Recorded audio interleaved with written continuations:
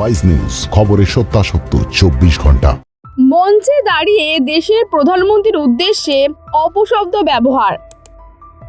পশ্চিমবঙ্গের মুখ্যমন্ত্রী মমতা বন্দ্যোপাধ্যায়ের বিরুদ্ধে এমনই অভিযোগ এনেছে বিজেপির আইটি সেলের প্রধান অমিত মালব্য। অবশ্য শুধু অভিযোগই আনা নয়, নিজের দাবি সপক্ষে প্রমাণও পেশ করেছেন তিনি। শুক্রবার বিকেলে নিজের এক্স হ্যান্ডেলে একটি ভিডিও শেয়ার করেছে বিজেপির নেতা। 8 সেকেন্ডের এই ভিডিওতে দেখা যাচ্ছে মঞ্চে দাঁড়িয়ে ভাষণ দিচ্ছেন তৃণমূল নেত্রী। মমতা বন্দ্যোপাধ্যায়কে বলতে শোনা যাচ্ছে, আমি 7 টাকা বাড়িয়েছি, তোমার 7 টাকা বাড়ানোর দরকার নেই।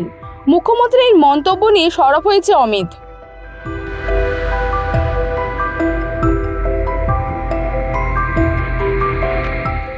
দীর্ঘ ক্যাপশন সহযোগে নিজের এক্স হ্যান্ডেলে মমতার ভাষণের এই ভিডিও শেয়ার করেছেন বিজেপির আইটি সেলের প্রধান।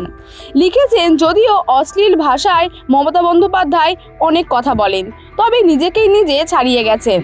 আবারও দেশের প্রধানমন্ত্রীকে আক্রমণ করে অপশব্দ ব্যবহার করেছেন তিনি।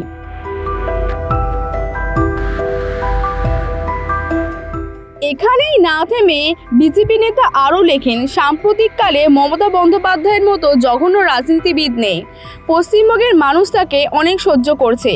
লোকসভা নির্বাচনের প্রথম দফার ভোট তৃণমূল কংগ্রেসের মানুষদের জন্য বড় ধাক্কা হতে চলেছে।